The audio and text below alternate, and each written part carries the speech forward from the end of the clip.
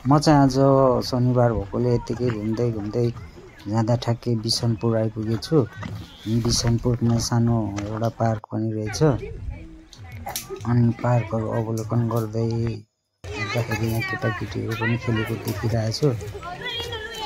अनि केटाकेटीहरू खासमा यहाँ आउँदो रहेछ अनि पिकनिक खानु पनि आउँदो रहेछ।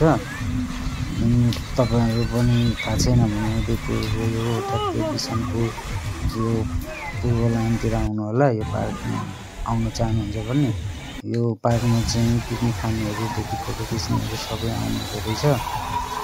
अनि यतिकैमा म पनि सानोतिनो सिनेमेटिक भिडियो क्लिप लिउँ भनेर क्लिप खिच्दैछु। तपाईहरुलाई पनि यसो रमाइलो गर्नु मन लाग्यो भने आउन सक्नुहुन्छ।